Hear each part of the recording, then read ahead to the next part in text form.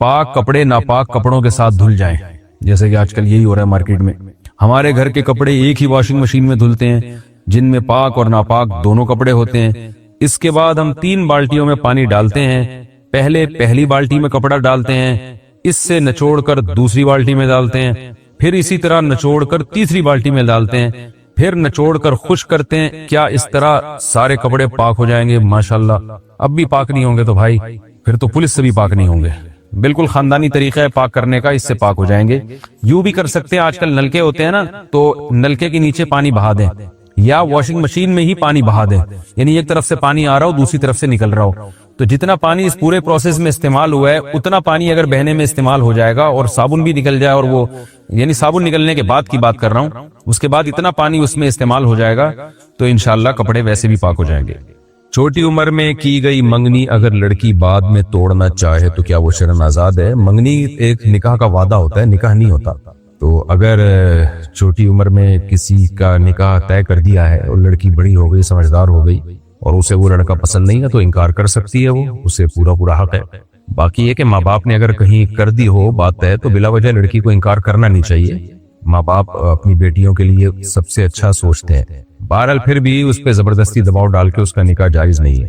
مجھے شک ہے کہ ایک بار میں نے دل میں طلاق کا ارادہ کیا تھا مگر زبان سے نہیں کہا، کیا یہ طلاق ہوئی؟ نہیں جناب، آپ شک کے مریض بھی ہیں، آپ کو ڈاکٹر سے فوری طور پہ علاج بھی کروانا چاہیے۔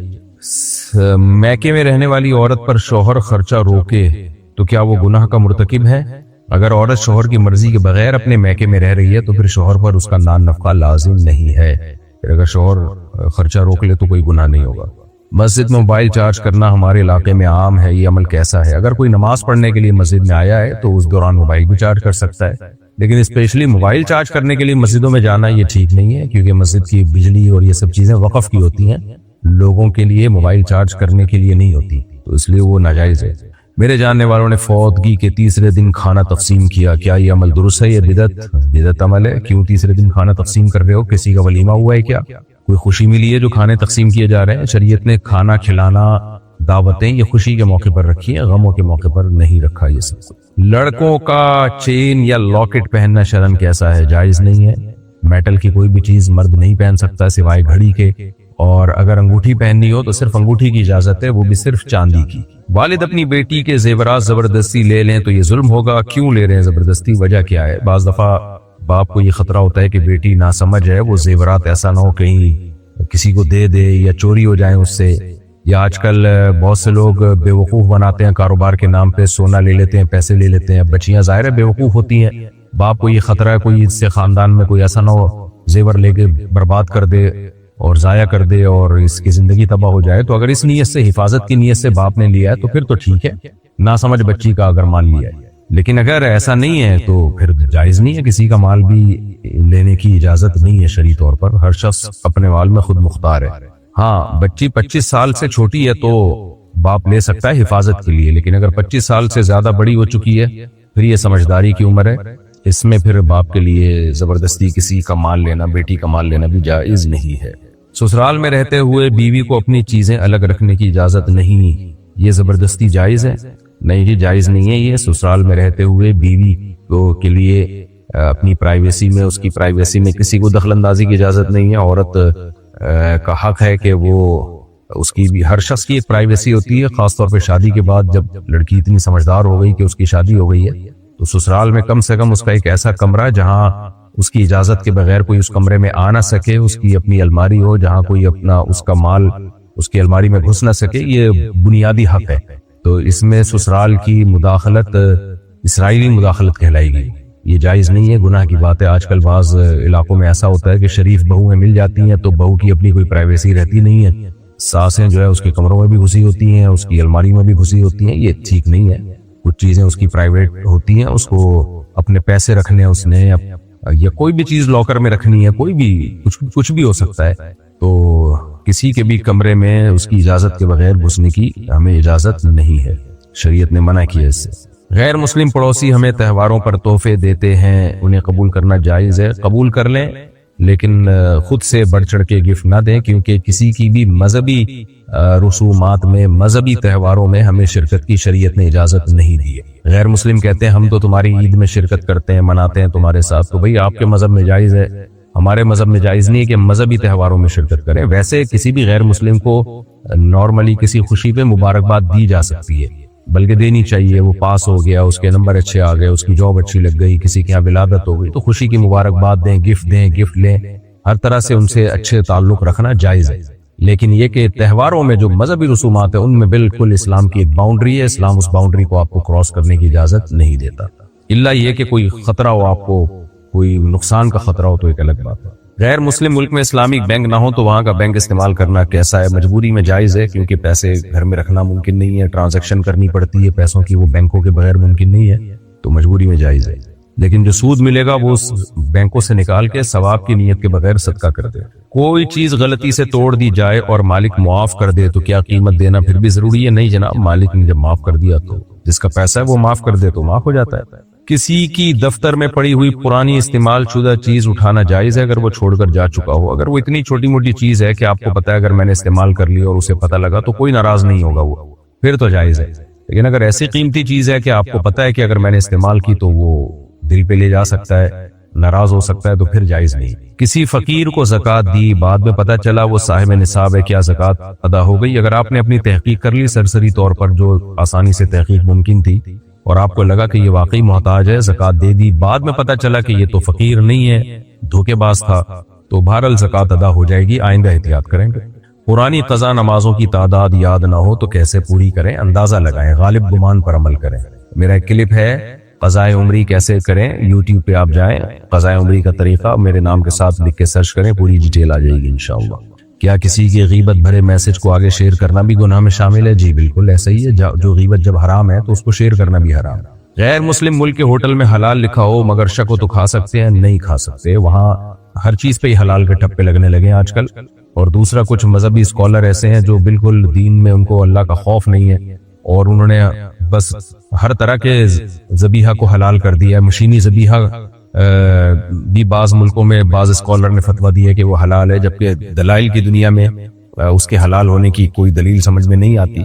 تو ہینڈ سلاٹر ہونا چاہیے، بسم اللہ اللہ اکبر پڑھ کے اس کو باقاعدہ پراپر طریقے سے ذبح کیا گیا ہو۔ ہر جانور کو انسان نے ذبح کیا ہو، مسلمان ہو یا یہودی یا عیسائی ہو، مذہبی یہودی یا مذہبی عیسائی، ملحد ایتھیسٹ نہ ہو، اور اللہ کا نام لیا اس پہ اور ہاتھ سے باقاعدہ ذبح کیا ہو۔ تو یہ جب تک شرطیں نہیں پائی جائیں گی اس وقت تک جانور حلال نہیں ہوگا۔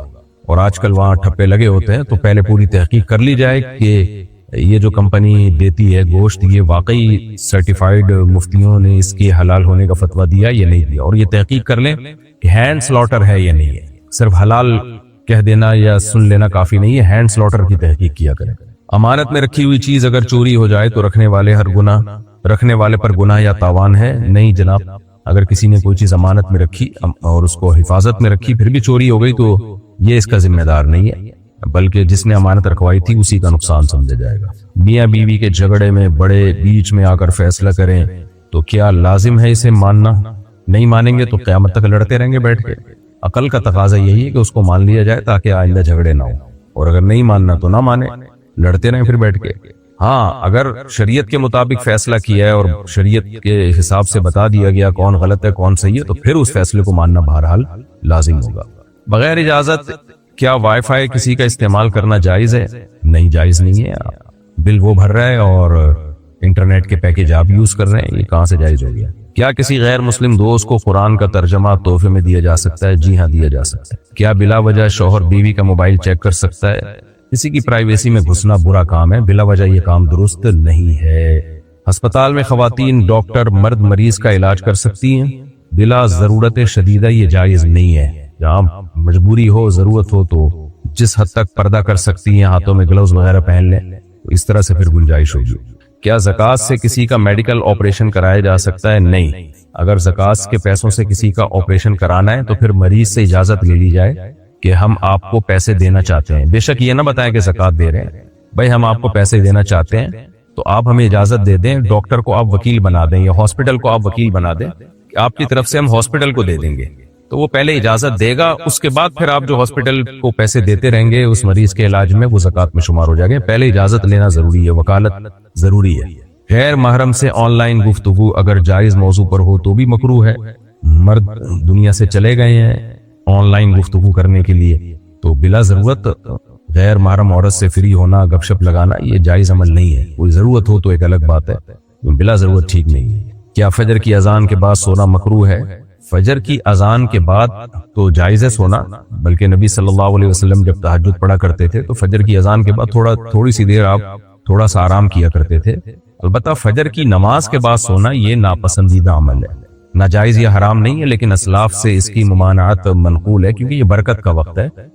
مجبوری ہو تو ایک الگ بات ہے, بعض لوگوں کی رات کی نیند پوری نہیں ہوتی تو پھر فجر کے بعد سونا پڑتا ہے ان کو, ورنہ تو وہ مر جائیں گے بیچارے. تو مجبوری کے حکام الگ ہیں, لیکن نارملی شریعت میں پسندیدہ کام نہیں ہے کہ فجر کے بعد سوئیں. اگر فجر کے بعد سونا اچھا کام ہوتا تو فجر میں اٹھاتی کیوں ہمیں شریعت کہ آپ فجر میں اٹھو؟ شریعت کہتی پڑھے سوتے رہو, جب اٹھ جاؤ تو نماز پڑھ لینا. اس لیے تھوڑی اٹھایا جا رہا ہے کہ اٹھو پھر نماز پڑھ کے پھر دوبارہ سو, اسے تو نیند ٹوٹ جاتی ہے انسان کی. تو فجر میں اٹھایا ہی اس لیے جا رہا ہے کہ ہم ارلی ان دا مارننگ اپنے کاموں کا آغاز کریں. صحیح حدیث میں ہے, نبی صلی اللہ علیہ وسلم نے فرمایا بورک لامتی فی بکورہا, اللہ نے میری امت کے لیے صبح کے وقتوں میں, یعنی صبح کا مطلب علی الصباح, صبح کے وقتوں میں برکت رکھی ہے. تو اس لیے کوئی اچھا کام نہیں ہے یہ. کیا عامل یا تعویذ والے کو پیسے دینا جائز ہے؟ عامل یا تعویذ والے کو پیسے دینا جائز ہے یا ناجائز ہے یہ اتنا اہم مسئلہ نہیں ہے, اپنے پیسوں کو برباد کرنا ضرور ہے. تو آپ یہ پوچھیں کہ کیا پیسے پھینکنا جائز ہے؟ تو آپ ان لوگوں کو جتنا مرضی پیسے دیں, ان کے تعویذ سے, ان کے ولیات سے آپ کو ہونے والا کچھ بھی نہیں ہے. خود ہی رقیہ کر لیا کریں, سورہ فلق سورہ ناس پڑھ کے دم کر لیا کریں, یا اپنے مسجد کے امام سے بولیں بھائی آپ پر آیت الکرسی پڑھ کے دم کر دے, اتنا کافی ہے. تو اس لیے ان کو پیسے دینا ایک نوعیت کا اسراف ہی ہے, وہ حاصل کچھ بھی نہیں ہوگا. پیسے بھی جائیں گے اور جن چڑیل بھوت اور زیادہ چمٹیں گے. یاداشت کمزور ہو تو سورتین غلط پڑھنے پر گناہ ہے؟ سورتیں, اچھا سورتین نہیں, سورتیں غلط پڑھنے پر گناہ ہے نہیں. جب ظاہر بڑھاپا آ جائے یا یاداشت کمزور ہو جائے تو انسان معذور ہو جاتا ہے. جب پتہ چل جائے غلط پڑھی ہو تو اس کو صحیح کر لیں. ایک مسلمان غیر مسلم کے ساتھ دوستی بنا سکتا ہے؟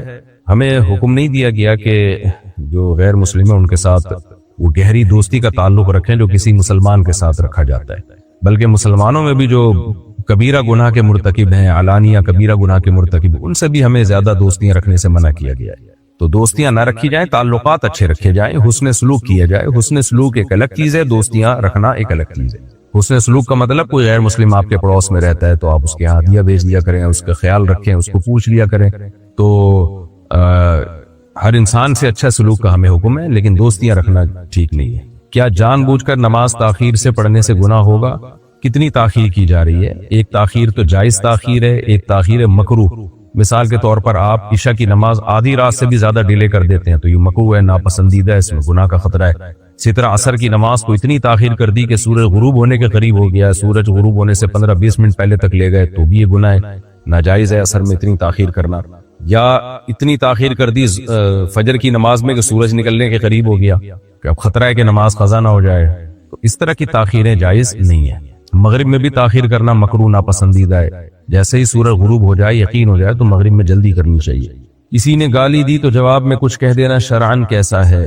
بہتر تو یہی ہے کہ برائی کا بدلہ اچھائی سے دیا جائے, لیکن بہرحال جزاء سیئۃ سیئۃ مثلھا, قرآن نے اجازت دی ہے کہ جتنی برائی تمہارے ساتھ ہوئی ہے اسی قدر برائی کا جواب برائی سے دے سکتے ہو, لیکن گالیاں دینے سے اپنا منہ خراب ہوتا ہے. تو اس لیے گالیاں کسی نے دی ہے تو کسی اور طریقے سے اس کو تنبیہ کر دیں. گالی کے جواب میں گالی دینے سے اپنے اخلاق خراب ہو جاتے ہیں, اس سے اجتناب کرنا چاہیے. اگر امام تلاوت میں غلطی کرے اور مقتدی نہ بتائے تو نماز ہو جاتی ہے؟ نماز تو ہو جائے گی, لیکن غلطی کس نوعیت کی؟ اگر غلطی اس نوعیت کی ہے کہ کفریہ معنی بن رہا ہے, بالکل ہی کفریہ معنی, اس کی کوئی صحیح تعویل ممکن ہی نہیں ہے, اتنی غلط تلاوت کر دی ہے تو پھر نماز ٹوٹ جائے گی, دوبارہ پڑھنی پڑے گی. مسجد میں چندہ جمع کرنے والوں کو تنخواہ دینا جائز ہے؟ مسجد میں چندہ جمع کرنے والوں اگر پراپر وے میں چندہ جمع کر رہے ہیں اور انتظامیہ نے کوئی ان کی تنخواہ متعین کر دی ہے, متعین تو جائز ہے, لیکن اس میں انتظامیہ یہ دیکھے کہ مسجد کا اس میں فائدہ ہو. بعض دفعہ لوگ بے روزگار گھوم رہے ہوتے ہیں تو ان کو روزگار دلانے کے لیے بھی کوئی بہانے تراشے جاتے ہیں کہ چلو جی یہ کر لو. تو پراپر واقعی مسجد کو اگر ضرورت ہے کہ بھئی چندہ پراپر لینے کے لیے کچھ بندے درکار ہیں تو پھر ان کی تنخواہ جائز ہے. اور یہ تنخواہ ٹھیک ہے, آج کل چندے میں کمیشن چل رہا ہوتا ہے کہ اتنا چندہ جمع کرو گے تو اس میں اتنے فیصد تمہارا, یہ ٹھیک نہیں ہے. گروپ اسٹڈی یونیورسٹیوں میں لڑکیوں اور لڑکوں کے ساتھ درست ہے؟ بالکل درست نہیں ہے, حرام ہے, ناجائز ہے. تعلیم کے نام پہ بےہودگی ہوتی ہے تو غلط عمل ہے یہ. لڑکے لڑکوں کے ساتھ بیٹھا کریں، لڑکیوں کے ساتھ نہ بیٹھا کریں. لڑکا لڑکیوں میں ویسے بھی منہ کھاتا، اس سے لڑکیوں میں شرم و حیا نکلتی ہے اور لڑکے ٹھرکی بن جاتے ہیں آہستہ آہستہ. تو برا عمل ہے اور اس کی ضرورت بھی نہیں ہے. لڑکے لڑکوں میں کیوں نہیں بیٹھ رہے جا کے؟ آپ کہہ سکتے ہیں وہ گروپ میں لڑکا ہوتا ہی نہیں، کوئی اکیلا ایک آدھا نیک ہوگا، آپ اس کو سائڈ پہ لے کے چلے جائیں. آپ یونیورسٹیوں میں اگر کو ایجوکیشن میں پڑھ رہے ہیں تو ریزرو رہ کے آپ پڑھ سکتے ہیں، آپ لڑکیوں سے فری نہیں ہو سکتے. موبائل میں قرآن کی ایپ ہو اور موبائل گر جائے تو بے ادبی شمار ہوتا ہے؟ نہیں جی، قرآن کی ایپ تو بند ہوتی ہے نا، وہ اسکرین پہ تھوڑی ہوتی ہے. اگر اسکرین پہ قرآن کا پیج کھلا ہوا ہے پھر موبائل گر جائے تو بے ادبی ہے، لیکن جب تک وہ ایپ اسکرین پہ نہیں ہے تو وہ تو ڈیجٹ 0101 کی فارم میں ہوتی ہے. کیا مسنون دعاؤں کو انگریزی میں پڑھا جا سکتا ہے؟ مسنون دعائیں عربی میں پڑھیں. باقی کسی کو اردو اپنی اس کی زبان انگلش ہے تو پھر ترجمہ انگلش میں بھی کر سکتا ہے. وہ نکاح میں گواہوں کا مسلمان ہونا ضروری ہے؟ جی ہاں، نکاح میں گواہوں کا مسلمان ہونا ضروری ہے. کسی مولوی یا امام سے ناراض ہو کر مسجد بدل لینا ٹھیک ہے؟ نہیں، اپنے قریبی مسجد میں ہی آپ کو جماعت کی نماز پڑھنی پڑے گی جب تک کہ امام کا عقیدہ مشرکانہ نہ ہو. امام ہی اگر مشرک ہے، بالکل ہی واضح لفظوں میں شرک کرتا ہے تو پھر اس کے پیچھے نماز نہیں ہوتی. جب تک مشرک نہیں ہے تو جیسا بھی ہے اپنے محلے کی مسجد میں آپ کو نماز پڑھنی پڑے گی، چاہے امام آپ کو اچھا لگے یا امام آپ کو برا لگے. اگر کھیل کھیلتے ہوئے قسم کھا لی جائے تو اس کا کیا حکم ہے؟ قسم کھا لی جائے تو قسم جب بھی زبان سے قسم کھائی جائے گی تو وہ قسم منعقد ہو جاتی ہے، تو اس کو پورا کرنا ضروری ہے. پھر گھر میں لگی ہوئی گھڑی میں اگر اذان کی آواز بچے اور کوئی اگر اذان کی آواز بجے اور کوئی احترام نہ کرے تو کیا یہ گناہ ہے؟ گھڑیوں میں اذانوں کی آوازیں لگانا ہی مجھے بے اکرامی اور بے احترامی لگتی ہے. اذان جو ہے شاعر اللہ میں سے، اللہ کے شاعر میں سے ہے، تو اس کو پراپر طریقے سے مسجد میں ہونا چاہیے. الارم جو ہے الارم، اس میں آپ اذان لگا دیں تاکہ صبح اٹھنے کے لیے، تو وہ مجھے لگتا ہے ایسا ہے کہ یہ اذان کا بے موقع استعمال ہے. پھر اسی اذان کو بیچ میں ٹھپ کر کے بٹن دبا کے بند کر دیتے ہیں. لفظ اللہ کبھی ادھورا ہوتا ہے، کبھی اشہدو اللہ الہ الا اللہ میں اشہدو تک پہنچا ہوتا ہے، وہ کلمہ بھی مکمل نہیں ہوتا. تو مجھے تو یہ ایک طرح کا سوء ادبی معلوم ہوتا ہے، تھوڑی سی بے ادبی والا عنصر معلوم ہوتا ہے. تو الارم کے لیے، گھنٹیوں کے لیے اذانوں کا اور اللہ کے ذکر کا استعمال نہ کیا جائے. اس کا طریقہ یہی ہے کہ اذان ہو اور تلاوت ہو اور اللہ کا ذکر ہو جیسے پراپر وے میں کیا جاتا ہے. تو صبح اٹھنے کے لیے الارم لگا دیا کریں، وہ زیادہ بہتر ہے. یا گھڑیوں میں بھی الارم لگائیں. موبائل میں لوگوں نے اذان کی آواز سیٹ کی ہوئی ہوتی ہے تو اس کو بھی وہیں روک دیتے ہیں، تو اور پوری سنے کون اس کو. تو اس لیے ضرورت کیا ہے ان چیزوں کی؟ جو شریعت نے جو شاعر اللہ کا استعمال کا جو طریقہ بتایا ہے اسی طریقے سے اللہ کے شاعر کو استعمال کرنا چاہیے. اپنے آپ کو جگانے کے لیے اذان کا استعمال یا ریمائنڈر کے طور پر اذان کا استعمال، مجھے یہ عمل نامناسب معلوم ہوتا ہے. آپ کہہ سکتے ہو آپ کون ہوتے ہو بھائی کہ آپ شرعی دلیل دو. دیکھیں شریعت میں کچھ چیزیں ایسی ہیں جن کا تعلق ادب سے ہے. شریعت نے ہمیں یہ کہا ہے کہ شاعر اللہ کی تعظیم کرو، یہ تو شریعت سے ثابت ہے، قرآن سے ثابت ہے. یہ باقی تعظیم اور ادب کا طریقہ کیا ہوگا یہ ہمیں عرف بتائے گا، اور عرف پہ جو لوگ رہتے ہیں انہی سے پوچھا جائے گا نا. تو میں بھی سوسائٹی میں رہتا ہوں نا، اس لیے میں اپنا تجزیہ ہے وہ آپ کے سامنے پیش کر رہا ہوں. اور یہ اس لیے پیش کر رہا ہوں کہ اس میں اختلاف رائے بھی ہو سکتا ہے، کیونکہ شریعت میں کوئی نص وارد نہیں ہوئی ہے اس بارے میں، قرآن و حدیث اس سے خاموش ہے. تو بس ہمیں اتنا پتہ چلتا ہے کہ ہمیں شاعر اللہ کے احترام کا حکم ہے. تو احترام کا تقاضا یہ ہے کہ جو چیز جہاں کے لیے وہاں کے لیے استعمال کی جائے. میں نے اپنے بھائی پر جھوٹا الزام لگا دیا تھا، اب توبہ کیسے کروں؟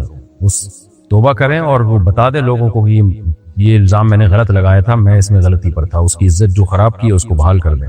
غیر مسلم پڑوسی کے مرنے پر تعزیت کرنا درست ہے؟ دیکھو ایک دفعہ توبہ کرتا ہے انسان، دوبارہ پھر وہ گناہ ہونا بڑا مشکل ہوتا ہے، کیونکہ جب آپ ایک دفعہ اعلان کر دیں گے بھائی مجھ سے غلطی ہوئی ہے تو ٹھیک ہے، وقتی طور پر آپ کی بے عزتی ہوگی، لیکن آئندہ وہ غلطی آپ سے دوبارہ کبھی نہیں ہوگی. اور اگر توبہ کا اعلان نہیں کیا تو پھر بار بار وہ غلطی ہوتی رہے گی. اللہ تعالیٰ آپ کو توبہ پہ قائم رہنے کی توفیق دی. غیر مسلم پڑوسی کے مرنے پر تعزیت کرنا درست ہے؟ جی درست ہے، تسلی کے جملے کہے جائیں گے، لیکن اس غیر مسلم کے لیے دعا نہیں کی جا سکتی جو دنیا سے چلا گیا. کیا گھر میں لگی تصویریں رکھنے سے فرشتے نہیں آتے؟ جاندار کی تصویریں گھروں میں لٹکانا بالکل حرام ہے، ناجائز ہے. لوگ اپنے باپ داداؤں کی اور بچوں کی تصویریں کمروں میں لگا کے رکھتے ہیں، شادی کی تصویریں لگا کے رکھتے ہیں. یہ چہرے کی تصویر کا غیر ضروری استعمال ہے، یہ ناجائز ہے. اور نبی صلی اللہ علیہ وسلم نے فرمایا کہ اس سے فرشتے نہیں آتے، مطلب رحمت کے فرشتے نہیں آتے. فرشتوں کو ان تصویروں سے وحشت ہوتی ہے، اور ہمیں تو شریعت کا حکم فالو کرنا ہے. نبی نے اس عمل سے منع کیا، بس رک جائیں.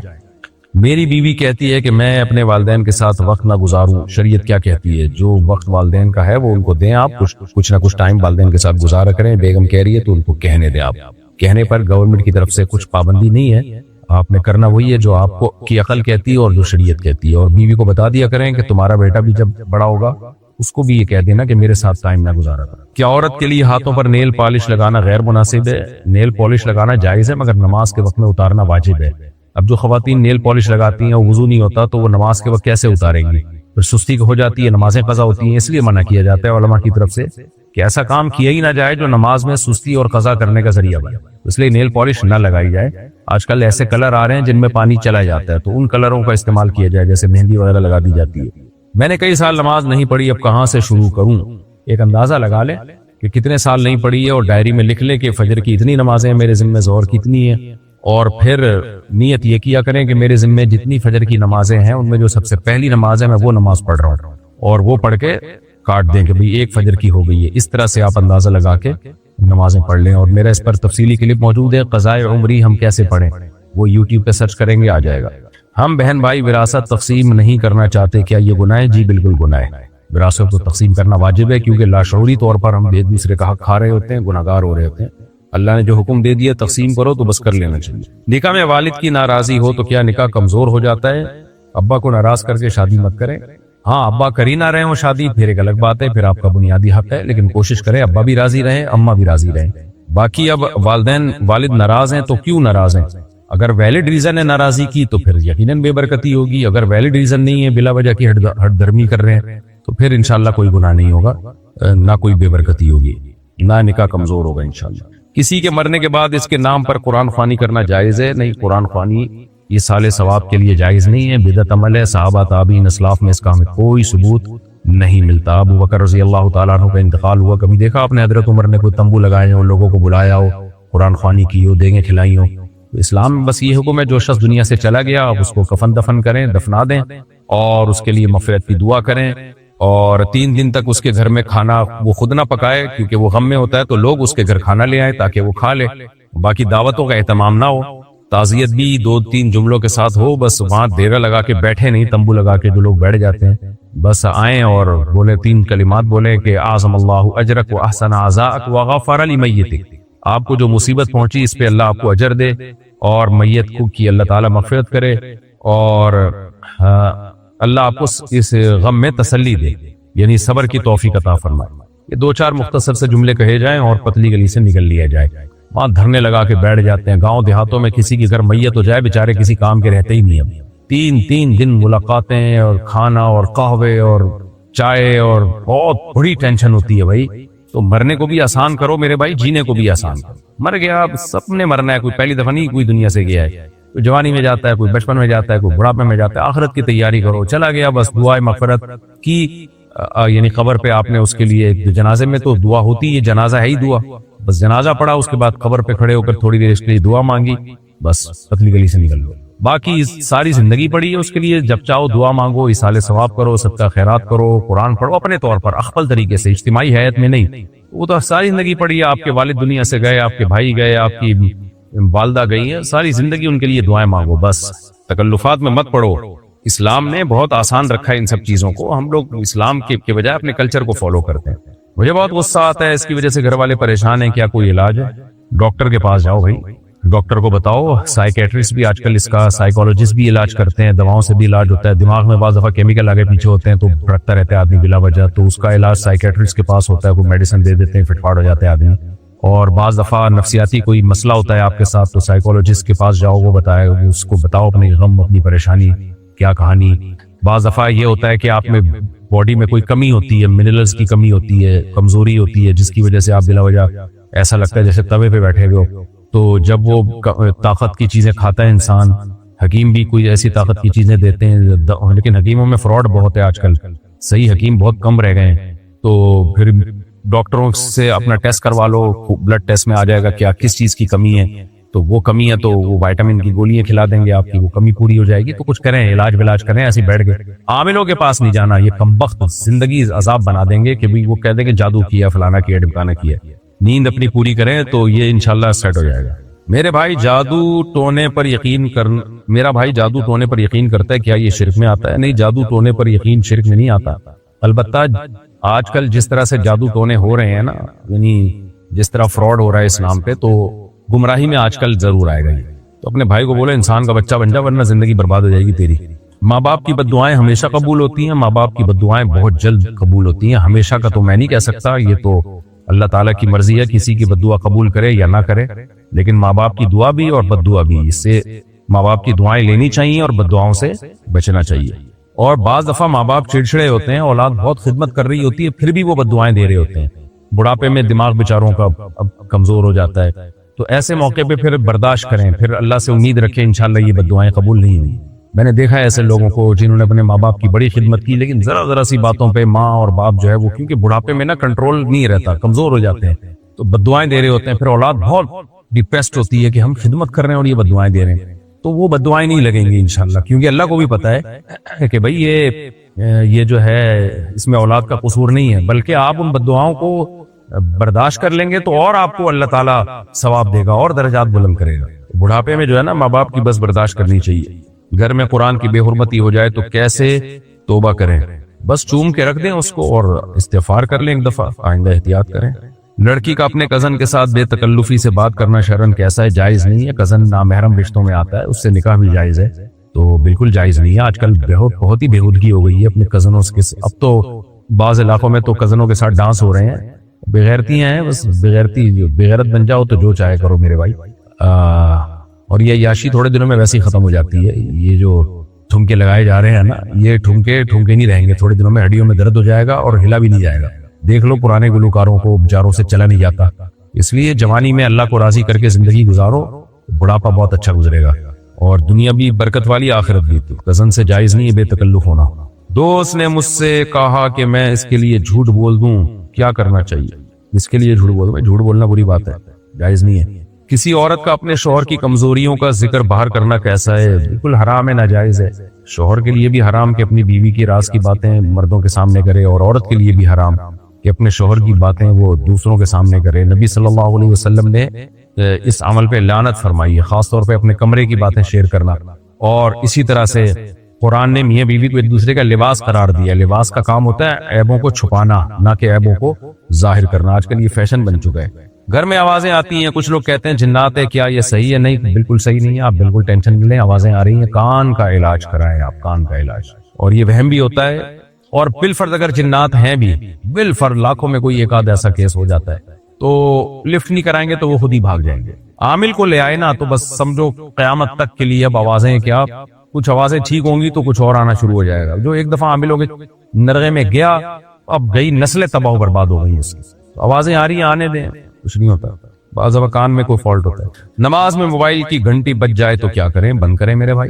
कुछ लोग कहते हैं कि काला धागा बांध लो, नजर नहीं लगेगी। क्या हुक्म? नहीं, ऐसा कुछ भी नहीं है। नजर हर एक पे नहीं लग रही होती। नजर में कोई एक्स्ट्रा आपके पास कोई खूबसूरती है, कोई एकदम से अचानक पैसा आ गया, तो उसको लोगों से छुपाना चाहिए, आहिस्ता आहिस्ता जाहिर करना चाहिए। बाकी आजकल जो हर आदमी समझ रहा है मुझ पे नजर लगेगी, तो मैंने तो ऐसे ऐसे बेचारे बच्चे देखे। बच्चे तो माँ बाप के लिए प्यारे ही होते हैं, लेकिन उनमें नजर लगने का बहरहाल कोई चांस नहीं होता। उनको भी माँ बाप इतना टेंशन ले रहे होते नजर न लग जाए। तो खैर, अब मैं क्या बोलूं इस बारे में ज्यादा।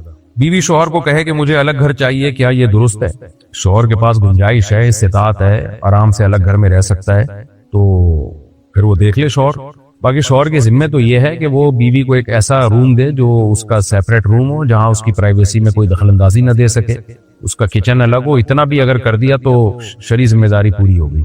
बाकी अलग घर दे दे तो सुभान अल्लाह। बीवी ये नहीं कह सकती है, लेकिन आगे शौहर पर ये मुतालबा पूरा करना लाजिम है या नहीं है, इसमें फिर तफसील है, डिटेल है।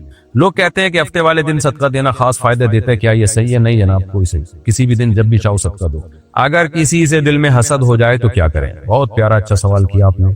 इनको कम से कम एहसास तो है ना कि हसद पैदा हो रहा है, और तो उसका तरीका ये है कि दिल में हसद पैदा हो तो लोगों के सामने उसकी तारीफें करें। दिल तो जलेगा लेकिन हसद का इलाज हो जाए, और अल्लाह के सामने उसके लिए दुआ करें कि अल्लाह इसके अंदर ये नेमत है तो इस नेमत को और बढ़ा दे। ये दो ही काम कर लेंगे इंशाअल्लाह, हसद और जेलिसी जो है वो खत्म हो जाएगी। और एक काम सोचने का है, ये सोचें कि अल्लाह की हसद जब हम किसी से करते हैं तो असल में अल्लाह की तकदीर से लड़ रहे होते हैं, अल्लाह से लड़ रहे होते हैं। अल्लाह ने किसी को इज्जत दे दी, दौलत दे दी, शोहरत दे दी, तो अल्लाह ने दी है ना, तो आप बिला वजह अल्लाह से क्यों लड़ रहे हो? दे दी तो दे दी, बस ठीक है, अल्लाह तेरी मर्जी है, तू अल्लाह है, मैं थोड़ी अल्लाह हूं। तो अल्लाह से कौन लड़ सकता है भाई? हासिद हसद करने वाला चाह रहा होता है उससे वो नेमत छीन जाए, وہ چھنے نہ چھنے خود جل جل کے بیچارہ آدھا ہو جاتا ہے. تو اس لیے حسد کرنا بے وقوفی ہے بھائی. جس کو جو نعمت ملی اللہ اور دے، یہ دعائیں دیا کرو. اسکول میں لڑکے لڑکیوں کے ساتھ بیٹھنا کیسا ہے؟ لڑکوں کا لڑکیوں کے ساتھ بیٹھنا کہیں بھی بیٹھے ٹھیک نہیں ہے. اپنی بیگم کے ساتھ بیٹھا کریں بس. باقی یہ کہ اسکول میں ایک ساتھ بیٹھنا تو حرام ہے، ناجائز ہے، غیر مسلموں کا کلچر ہے. اس کا آپ نتیجہ دیکھ لیں کیا نکلا ہے اس سوسائٹی میں اس کلچر کا. تو ہمارے جو ہیں جو دم ہلاتے ہیں اس کلچر کے سامنے، وہ بھی وہی کلچر لانا چاہتے ہیں سامنے. تو لڑکوں کو چاہیے خود احتیاط کریں. جو لڑکے لڑکیوں میں رہتے ہیں نا، ویسے بھی زنانی حرکتیں آتی ہیں، بزدل ہو جاتے ہیں. وہ آدمی آدمیوں میں بیٹھے تو بہادر بنتا ہے، اور لڑکیوں کو بھی ایسا بندہ پسند ہوتا ہے جو لڑکوں میں گھسے. اور جو لڑکا لڑکیوں میں گھستا ہے، لڑکیوں کو وہ لڑکا بھی پسند نہیں ہوتا. ہاں، جو لڑکی کی فطرت ہی چینج ہو چکی ہو تو ایک الگ بات ہے، ورنہ عورت کو بھی برا لگتا ہے وہ آدمی جو عورتوں میں زنانیوں میں گھسا رہتا ہے ہر وقت. اس لیے آدمیوں میں رہا کرو، مردانگی آئے گی اس سے. عورتوں میں رہنے سے ہر وقت مرد اگر عورتوں میں بیٹھے رہے اس میں مردانگی ختم ہو جاتی ہے اس سے. بغیر اجازت کسی کا قلم یا چیز لینا گناہ ہے. جی بالکل، کسی کا مال اس کی طیب خاطر کے بغیر، دل کی خوشی کے بغیر حلال نہیں. البتہ بعض دفعہ آپ کو یہ پتا ہوتا ہے کہ میں یہ قلم استعمال کر کے یہیں رکھ دوں گا اور اس کو کوئی بھی اس پہ اعتراض نہیں ہوگا. قلم تو ہلکی سی چیز ہے تو کوئی اعتراض نہیں ہوگا. اگر یقین ہے تو پھر ٹھیک ہے. شوہر بیوی کو اپنا موبائل پاسورڈ نہ دے تو کیا یہ صحیح ہے؟ بالکل ٹھیک ہے، پاسورڈ دے گا، بلا وجہ کی بدگمانیاں پیدا ہوں گی. ہر شخص کی اپنی ایک پرائیویسی ہوتی ہے، تو ایک دوسرے کے موبائل میں گھسنا اچھا عمل نہیں ہے. مجھے اکثر دل میں برا خیال آتا ہے، کیا میں گناہگار ہوں؟ دل میں جتنے مرضی خیالات آ جائیں اس سے کوئی گناہ نہیں ہوتا. آنے دیں، ان کو بھگانے کی بھی کوشش نہ کریں، ٹینشن ہی نہ لیں ان کی. بعض لوگ کہتے ہیں کہ فلاں رنگ پہننے سے نحوست ہوتی ہے، کیا اس کی کوئی حقیقت ہے؟ کوئی حقیقت نہیں ہے، جو چاہے رنگ پہنے. البتہ مرد کے لیے صرف انگوٹھی پہننا جائز ہے اور باقی کوئی بھی دھات پہننا جائز نہیں. خواتین جو چاہیں پہنے. بہتر تو یہی ہے کہ وہ بھی صرف سونا اور چاندی پہنے. میں کئی بار توبہ کرتا ہوں مگر پھر بھی غلطی ہو جاتی ہے، کیا میری توبہ قبول ہوگی؟ جی ہاں، اللہ تعالیٰ نے موت تک توبہ کا دروازہ کھولا ہوا ہے. توبہ توڑتے ہوئے تو شرمندگی ہونی چاہیے. جب توبہ کر لی تو مت توڑیں اس توبہ کو. توبہ کرتے ہوئے شرمندگی نہیں ہونی چاہیے. ہمارے ایک دوست ہے، ان سے بار بار گناہ ہوتا تھا. وہ مجھے ایک دن کہنے لگے اب توبہ کرتے ہوئے شرم آ رہی ہے. اللہ کہے گا بار بار توبہ توڑتا ہے. میں نے ان سے کہا توبہ توڑتے ہوئے شرم آ نہیں رہی ہوتی، جہاں شرمانا چاہیے دوبارہ کرتے ہوئے شرم آ رہی ہے، تو یہ شیطان ہے. باقی گناہ ہو کیوں رہا ہے، کسی اللہ والے سے اصلاحی تعلق قائم کریں، تبلیغ میں وقت لگائیں تاکہ گناہ کی عادت ختم ہو. میری بیوی چاہتی ہے کہ میں الگ گھر لے لوں مگر میرے حالات اجازت نہیں. ایسی صورت میں شریعت کیا کہتی ہے؟ جو چیز استطاعت میں نہ ہو تو شریعت اس کا آپ کو پابند نہیں بناتی. اگر آپ کی استطاعت میں الگ گھر نہیں ہے، بیگم کو بتا دیں میری استطاعت نہیں ہے. تو استطاعت سے بڑھ کر جب لوگ کام کرتے ہیں قرضوں میں آ جاتے ہیں، اور جب قرضے چڑھیں گے آپ کے اوپر، لوگ آئیں گے گھروں پہ دروازہ بجائیں گے تو بیگم نے ویسے ہی بھاگ جانا ہے. وہ آج کل بھی جو میرا یہ پروگرام دیکھ رہی ہیں ان بیگموں کے علاوہ کی بات کر رہا ہوں. میاں کی پینٹ میں پیسے ہوں تو بیگم رہتی ہے، ورنہ عدالتی خلے آج کل ایسے کھلے ہوئے ہیں، جج بیٹھے ہوئے خلوں کی ڈگریاں پکڑانے کے لیے خواتین کو. ذرا سا مرد بے روزگار ہوا، چل بھائی عدالت کہتی ہے نکلو یہاں سے. عدالتیں گھروں کو توڑنے میں ماشاءاللہ انہوں نے ریکارڈ تو یہودیوں سے بھی آگے نکل گئے. یہ یہودیوں کی خصلت تھی نا، قرآن کہتا ہے کہ میاں بیوی میں لڑائیاں لڑواتے ہیں. ہماری عدالتوں نے وہ ریکارڈ توڑ دی اور اس سارا کریڈٹ جنرل مشرف کو جاتا ہے. اور جن لوگوں نے جنرل مشرف کے اس فیصلے پر، جن سیاسی لیڈروں نے خاموشی اختیار کی تھی، چاہے وہ مذہبی لیڈر ہوں چاہے غیر مذہبی لیڈر ہوں، ٹھنڈے پیٹوں مشرف کے اس فیصلے کو انہوں نے ہڑپ کر گئے اور عوام کے سامنے بھی نہیں لے کر آئے کہ کتنا غلط فیصلہ مشرف نے کیا ہے. وہ تمام کے تمام سیاسی لیڈر برابر کے مجرم ہیں اس خاندانی نظام کو توڑنے میں. لڑکی اگر شادی کے بعد بھی تعلیم جاری رکھنا چاہے تو شوہر کا روکنا کہاں تک درست ہے؟ دیکھو، تعلیم جاری رکھنا چاہے تو لڑکی کو چاہیے پہلے سے سسرال سے ایگریمنٹ کر لے کہ میں اس شرط پہ شادی کر رہی ہوں کہ میں شادی کے بعد تعلیم جاری رکھوں گی. تو پھر شوہر اخلاقی طور پر پابند ہے کہ وہ تعلیم سے مت روکے. میں تو لوگوں کو یہی مشورہ دیتا ہوں کہ بھئی تعلیم کو شادی میں رکاوٹ نہ بنائے، نہ شادی کو تعلیم میں رکاوٹ بنائے. لڑکی اگر پڑھ رہی ہے، میڈیکل کالج کے پہلے سال میں ہے، دوسرے سال میں، انجینئرنگ یونیورسٹی کے پہلے سال میں، دوسرے سال میں، یا انٹر کر رہی ہے، فرسٹ ایئر کر رہی ہے، تو اب یہ نہیں کہ تعلیم مکمل کرے گی تو ہم شادی کریں گے. نکاح بھی شریعت کا حکم ہے، اس کو جلدی کرنا ہے. تو اس کے بہت سخت فسادات ہیں دیر سے نکاح کے. تو اور تعلیم بھی ایک وقت کی ضرورت ہے، تو اس کا تقاضا یہ ہے کہ دونوں پر عمل کیا جائے. یورپ میں تو ایسا ہی ہوتا ہے، پریگننسی میں بھی خواتین جا رہی ہوتی ہیں یونیورسٹی میں پڑھنے کے لیے. یہ ہمارے یہاں یہ ہوا بنا دیا ہے. اب اس کا طریقہ یہ ہے کہ پہلے سے ایگریمنٹ کر لیا جائے، بھائی اب بچی میڈیکل کالج کے پہلے سال میں ہے تو ہم شادی کر رہے ہیں، آپ کو ڈاکٹر لڑکی چاہیے نا، یہ لو یہ لڑکی آپ نکاح کرو. اب آگے 3 سال کی فیسیں آپ لوگ بھرو گے، کم وقت تو سسرال بھرے گا، کیونکہ اب یہ آپ کی امانت ہے تو اب آپ بھرو گے فیسیں. وہ سسرال کیا بولوں، مجھے منہ سے گالی نکل رہی ہے، اللہ معاف فرمائے.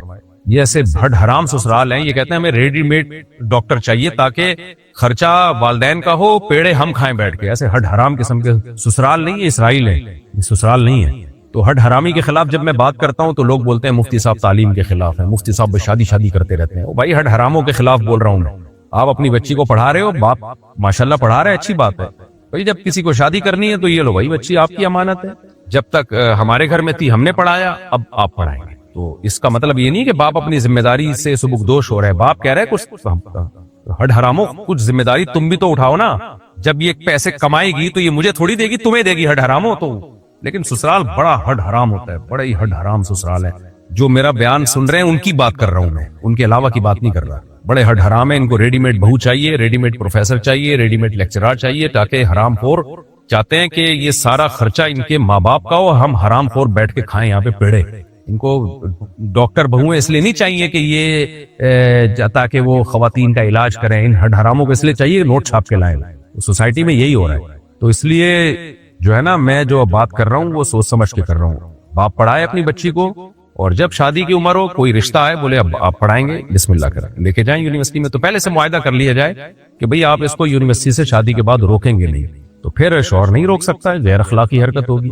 لیکن اگر ایسا کوئی معاہدہ نہیں ہے، شادی ہوئی ہے، تو پھر بھئی شادی کے بعد تو پھر شوہر کی مرضی چلے گی نا۔ اگر وہ گھر سے نکلنے سے منع کرتا ہے تو پھر عورت گھر میں رہے گی، پھر وہ شریعت یہی کہتی ہے کہ شوہر کی اطاعت پہلے، کیونکہ گوروں نے تو گھرداری ان کے یہاں ہے ہی نہیں نا۔ انگریزوں کی نظر میں تو صرف ایجوکیشن اور سائنسی ترقی ہے، اسلام کی نظر میں گھرداری بھی تو کوئی چیز ہے نا، گھر بھی تو سنبھالنا ہے۔ تو کتوں کے ساتھ تھوڑی بڑھاپے میں زندگی گزارنی ہے، انسانوں کے ساتھ زندگی گزارنی ہے۔ وہ جب ہی ہے جب گھر ہو، وہ ہاؤس وائف ہو، بچے ہوں، بہویں ہوں، داماد ہو، سارا سسٹم ہو۔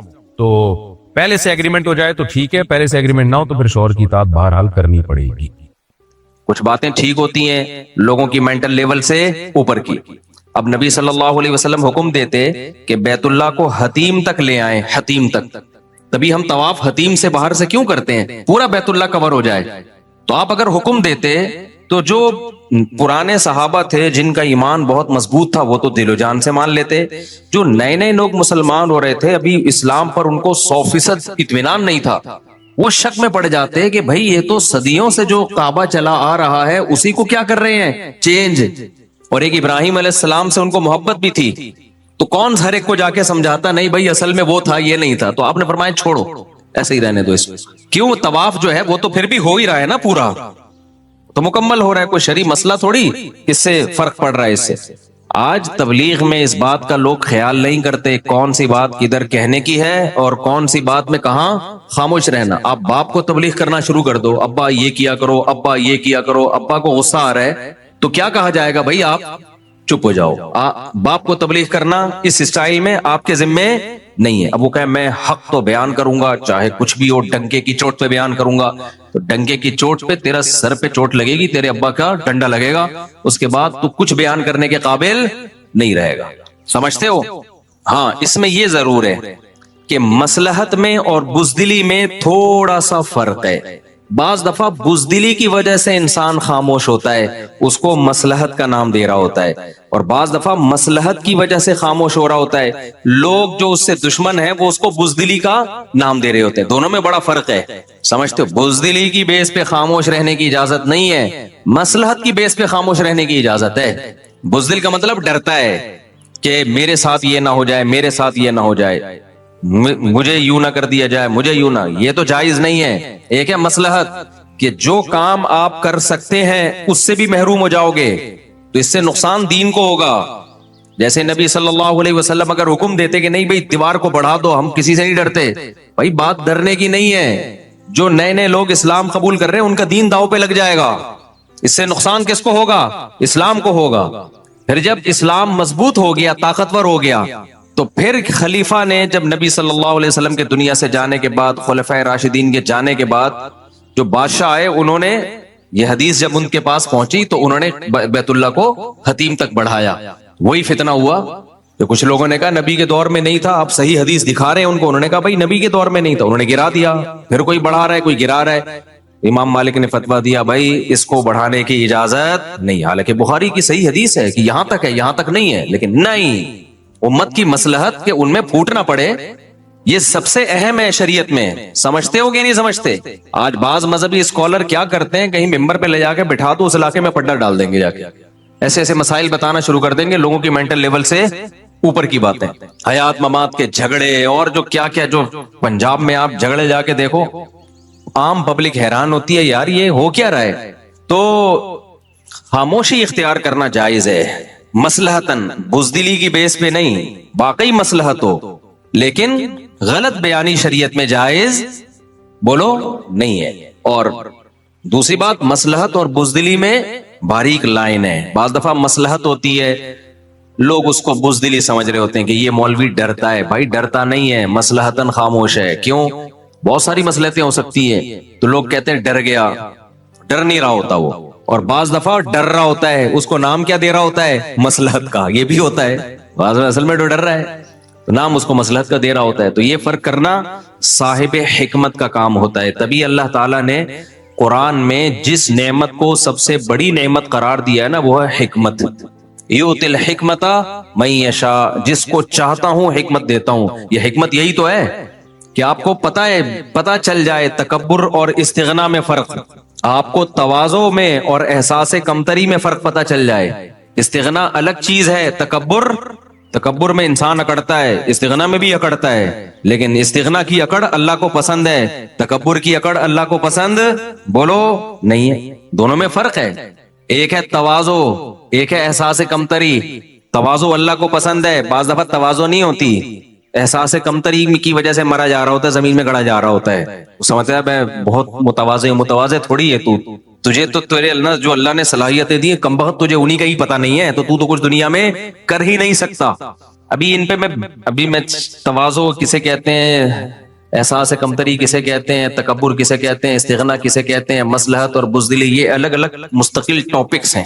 اترانا الگ چیز ہے، شکر گزاری الگ چیز ہے. بعض دفعہ انسان اپنی نعمتیں لوگوں کے سامنے بیان کر رہا ہوتا ہے، وہ اترا نہیں رہا ہوتا، وہ شکر گزار ہوتا ہے. یہ عمل اللہ کو پسند ہے، لیکن یہی بیان کرنا بعض دفعہ اترانا کہلاتا ہے، فخر کہلاتا ہے. یہ اللہ کو پسند نہیں ہے. تو صاحب حکمت بتائے گا کہ کس کا عمل تکبر اترانا ہے اور کس کا عمل شکر گزاری ہے. ہمارے حضرت مفتی رشید احمد صاحب جب آ کے بیٹھتے مجلس میں، تو جو آدمی ان کے مزاج سے واقف نہیں تھا نا، وہ جب اپنی تعریفیں کرتے تو نیا آدمی سمجھتا ان کے اندر تو بڑے اترا رہے ہیں، بھائی میرے اندر یہ خوبی، میرے اندر یہ خوبی، مجھے اللہ نے یہ دیا. تو وہ سمجھتے شو مار رہے ہیں. ہم چونکہ ان کی صحبت میں رہ چکے تھے، ہمیں پتا تھا شو نہیں مار رہے ہیں، ان کے مزاج میں شو ہے ہی نہیں. ان کے مزاج میں اللہ نے شکر گزاری کا جذبہ دیا ہے. نہیں یار یہ زیادہ پیچیدہ ہو گیا، پھر دوبارہ آ رہا ہوں واپس، زیادہ گاڑا ہو گیا میرا خیال ہے بیان. تو یہ ہر چیز میں نا ایک الگ الگ ٹاپک ہے یہ. تو خیر میں جو مثال دے رہا تھا کہ ایک آدمی بیان کر رہا ہے 99 چیزیں غلط، ایک چیز صحیح. تو کوانٹٹی کے لحاظ سے غلط باتیں زیادہ ہیں، صحیح باتیں کم ہیں. دوسرا بیان کر رہا ہے 99 صحیح ایک غلط.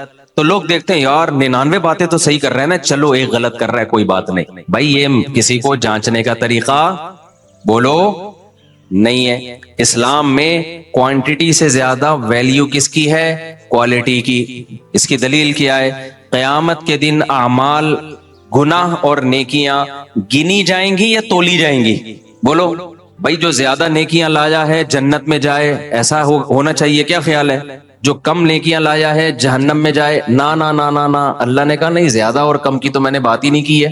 یہ جو زیادہ لے کر آئے گا، 99 نیکیاں اور ایک گناہ لایا تو 99 نیکیاں چل بھائی جا جنت میں، ایک گناہ ہے تو چل بخش دیا. اور جو لایا 99 گناہ اور ایک نیکی، اس کو کہاں جانا چاہیے؟ بلکہ 51 نا. بھائی اللہ میاں یوں فرما دیتے کہ جو زیادہ نیکیاں لائے گا وہ جنت میں، جو زیادہ برائیاں لائے گا وہ کہاں؟ جہنم میں. یہ معیار ہونا چاہیے تھا نا. تو پھر جو 51 نیکیاں اور 49 گناہ لایا، اسے کہاں جانا چاہیے؟ میں منہ سے یعنی بول لیں چاہیے نا 51 نیکیاں اور 49 گناہ، کیونکہ اس کی نیکیاں زیادہ ہیں، گناہ کیا ہیں؟ کم ہیں. تو جو اسکالر 99 صحیح باتیں کر رہا ہے، ایک غلط کر رہا ہے، اسے بھی جنت میں جانا چاہیے نا. کیا خیال ہے بھائی صاحب؟ میں کوئی چارٹرڈ اکاؤنٹنٹ کے ایکویشنز تو نہیں حل کروا رہا آپ سے بیٹھ کے نا، سیدھی سیدھی مثالیں دے رہا ہوں بھائی. تو جو 99 نیکیاں لایا ہو ایک گناہ، اسے کہاں جانا چاہیے؟ جنت میں، کیونکہ نیکیاں زیادہ ہیں، گناہ کیا ہیں؟ کم ہیں. لیکن اللہ میاں کے ہاں یہ معیار نہیں ہے. اللہ میاں نے یہ نہیں فرمایا جو زیادہ نیکیاں لائے گا وہ جنت میں, جو زیادہ گناہ لائے گا وہ جہنم میں. نہ اللہ میاں نے فرمایا فمن ثقلت موازینہ, جس کی نیکیوں کا پلڑا جھک گیا, وزنی ہو گیا. چاہے ایک ہی نیکی ہو, بعض دفعہ ایک ہی نیکی اتنی بھاری ہوگی, اور جس کے گناہوں کا پلڑا جھک گیا, پلڑے پر ہوگا, سمجھتے ہو, پلڑے پر ہوگا حساب کتاب. اب اس میں مبہم رکھ دیا کہ بھائی ایک گناہ ہو سکتا ہے وزنی بہت ہو سکتا ہے, وہی ساری نیکیوں کو کھا کے ختم, اور ایک نیکی ہو سکتا ہے ایسی خاندانی وزن ویٹ اتنا ہو کہ سارے زندگی کے گناہوں کو اژدہے کی طرح کھا کے. تو اس سے پتا چلتا ہے بھائی جو اسکالر 99 غلط باتیں کر رہے ہیں ایک صحیح کر رہے ہیں, تو اس کا مقابلہ اس سے نہیں کرانا جو 99 صحیح کر رہا ہے ایک غلط. نہ دیکھنا ہے کہ وہ جو ایک غلط ہے اس کا ویٹ کتنا ہے. اگر 99 صحیح ہے ایک غلط ہے لیکن وہ غلط بہت وزنی ہے, تو وہ ایک غلط بھی اس اسکالر کے گمراہ ہونے کے لیے. اب میں مثال سے سمجھاتا ہوں. مثال کے طور پر آپ نے یوٹیوب پہ کسی اسکالر کو دیکھا کہہ رہے ماں باپ کے سامنے اف نہ کرو, آپ نے کہا یار یہ اسکالر یہ بات کیا کرتا ہے, بالکل ٹھیک, زبردست بات. بیوی سے محبت کرو, غلط ہے صحیح ہے یار, یہ ہمیشہ میاں بیوی کے حقوق پر اچھی بات کرتا ہے. عورت کو کہتا ہے کہ شوہر کی اطاعت کرو, شوہر کو کہتا ہے بیوی سے محبت کرو, زبردست, خاندانی ہو گیا. حج کیا کرو, عمرہ کیا کرو, نماز پڑھا کرو, زکات, یار ساری باتیں تو صحیح ہیں. مولوی پتہ نہیں اس کے پیچھے کیوں پڑ گئے ہیں. ایک بات وہ صرف غلط کرتا ہے, وہ یہ کہ اللہ کے سوا کسی اور کو بھی پکارا کرو. بھائی یا اللہ مدد کے ساتھ یا رسول اللہ مدد بھی چلتا ہے. بھائی اگر تم نے اللہ میاں کے یعنی بیت اللہ کو سجدہ کر لیا ٹھیک ہے, کبھی قبر کو بھی کر لیا تو اتنا برا نہیں ہے جتنا یہ وہابڑوں نے پھیلایا ہوا ہے. اتنا بھی برا نہیں ہے. یہ وہابیوں کی سپرلیٹو ڈگری ہے وہابڑے, کیونکہ میں تو کمنٹس میں دیکھ رہا ہوتا ہوں نا, ہمیں جہاں بہت سے لوگ اپریشیٹ کر رہے ہوتے ہیں, بہت سے پتہ نہیں کیا کیا بھی کر رہے ہوتے ہیں, تو یہ وہابڑوں کو کیا پتا. تو اگر کسی نے کر لیا تو کیا ہو گیا اس سے. تو بھائی یہ بات تو ایک غلط کی ہے, لیکن یہ اتنی غلط ہے, اتنی وزنی ہے کہ یہ کسی کے گمراہ ہونے کے لیے بولو کافی ہے. یہ اتنا کافی ہے کہ اس کو سننا چھوڑ دو ورنہ بیڑا غرق ہو جائے گا تمہارا. کیونکہ یہ مسئلہ تو اللہ نے قرآن و سنت میں اتنی وضاحت سے بیان کر دیا ہے کہ اگر کوئی یہ بات کرتا ہے اس کا مطلب الحمد سے لے کے والناس تک قرآن کا ایک حرف بھی اس کی سمجھ میں نہیں آیا, تو تمہیں نکاح طلاق کے مسائل کہاں سے بتائے گا. ہو سکتا ہے چوری کر کے دوسروں کی کتابیں دیکھ کے بتا رہا ہو, جس کی اتنی تحقیق نہیں ہے کہ ایاک نعبد و ایاک نستعین, اے اللہ ہم تیری ہی عبادت کرتے ہیں, تجھی سے مدد طلب. اس کو اس کا مطلب نہیں آتا تو کیا کرنا کیا ہے پھر اس کا, ہم نے نہیں آئی بات تو پھر تو یہ باتیں تو سبھی کر لیتے ہیں. یہ کون سا تیر مار لیا اس نے اتنے بڑے مسئلے میں, جس نے تحقیق میں غلطی کر لی تو نکاح طلاق کے مسائل میں کہاں سے صحیح بات کرے گا. اگر وہ کر رہا ہے تو علماء کی کتابوں سے چوری کر کے کر رہا ہے, اپنی تحقیق نہیں ہے. محقق ہوتا تو توحید کے مسئلے میں اتنی بڑی ڈنڈی نہ مارتا. نہیں آ رہی میرا خیال ہے بات سمجھ میں. ہم غامدی صاحب کے کیوں خلاف ہیں؟ غامدی صاحب بھی بہت ساری باتیں ٹھیک بھی کرتے ہیں, لیکن جو غلط کرتے ہیں نا وہ اتنی غلط ہوتی ہیں کہ ہماری درجہ اولا کے بچے کو پتا ہے کہ غلط ترجمہ ہو رہی ہے. سمجھ رہے ہو کہ نہیں سمجھ رہے؟ محترم ڈنڈی مار رہے ہیں ترجمے میں. حضرت عیسیٰ کی حیات کا انکار کہ حضرت عیسیٰ آسمانوں پہ زندہ ہیں, یہ غلطی ایک ہے, اس کا وزن بہت زیادہ ہے. کیونکہ آپ سارے صحابہ کو, تابعین, تبع تابعین, چاروں ائمہ, محدثین, فقہا, سب کو سمجھ رہے, ان کو قرآن و سنت کا پتہ تھا ہی نہیں. اب ہمیں پتہ چلا ہے قرآن و سنت کیا ہے. یہ غلطی ایک ہے, لیکن یہ آپ کی علمی حیثیت کو 2 ٹکے کی اس نے نہیں چھوڑا. آپ کو یہ بتا دیا کہ آپ کی تحقیق 2 ٹکے کی بھی نہیں ہے, کچھ بھی نہیں آتا آپ کو. باقی جو صحیح باتیں آپ کر رہے ہیں وہ تو سارے کر رہے ہیں, تو آپ بھی کر لو, ٹھیک ہے. کیا کون سا آپ نے کوئی تیر مار لیا اس میں؟ نہیں آ رہی میرا خیال ہے بات. عیسیٰ علیہ الصلوۃ والسلام کے بارے میں اجماع امت کیا ہے؟ حضرت عیسیٰ آسمانوں پہ زندہ ہیں. اب ہم جب اس میں سختی کرتے ہیں نا کہ یہ مسئلہ اجماعی ہے, غامدی صاحب نے جو اس کی مخالفت کی ہے غلط ہے, تو لوگ کہتے ہیں دیکھو غامدی صاحب کتنے محبت سے سمجھاتے ہیں اور یہ مولوی کیسے جذباتی ہوتے ہیں. کیونکہ ہمیں اس مسئلے کے ویٹ کا اندازہ ہے, اس لیے جذباتی ہوتے ہیں. وزن کا اندازہ ہے. جس نے تھوڑا سا بھی قرآن پڑھا ہو, حدیث پڑھی ہو, اس کو اس مسئلے کے ویٹ کا بولو اندازہ ہے کہ یہ کتنا وزنی ہے. اتنا ہلکا نہیں ہے جیسے آپ نے اڑا دیا اس کو ایکچولی کر کے. نہیں آئی میرا خیال ہے بات. یہ تو اجماعی عقیدہ ہے بھائی, اور قرآن کہہ رہے جو اجماع امت کے خلاف چلے گا نولیہ ما تولا, جہاں جا رہے ہم جانے دیں گے اس کو. یہ بڑی سخت دھمکی ہے, پھر اس کی کوئی لگام نہیں ہوگی, بے لگام اونٹ کی طرح چلتا رہے گا پھر وہ. اتنا غلط ترجمہ, اتنا توڑا موڑا ہے آیت کو. اب جن کو نہیں آتا ترجمہ وہ تو کہیں گے کہ یار تحقیق ہے, جنہوں نے پڑھا ہوا ہے وہ کہیں گے بھائی آپ چھوٹی غلطی کر لیتے یار, رفع الیدین کے مسئلے میں کر لیتے, زور سے آمین آہستہ آمین, یہ جھگڑے چل رہے ہیں ہمیشہ سے, کر لیتے. اتنے بڑے مسئلے میں آپ نے اتنا بڑا بلنڈر مارا, جیسے انجینئر علی مرزا نے آیت کا ترجمہ غلط کیا نا, خلا والی آیت کا. پوری امت کا اجماع ایک طرف ہے اور آپ نے کہہ دیا عورت کو بھی عدالت سے ڈیورس کا حق ہے جس طرح مرد کو طلاق دینے کا حق ہے. تو یہ چھوٹا مسئلہ نہیں ہے جو انجینئر سے جو غلطی ہوئی ہے نا, یہ ویٹ کیا ہے, یہ بہت وزنی ویٹ ہے. آپ نے جو غلطی کی ہے وہ کام کیا جو یہود و نصارہ میں بھی نہیں تھا. آسمانی مذاہب میں ہمیشہ سے نکاح ختم کرنے کا اختیار مرد کے پاس ہوتا ہے, ہمیشہ سے.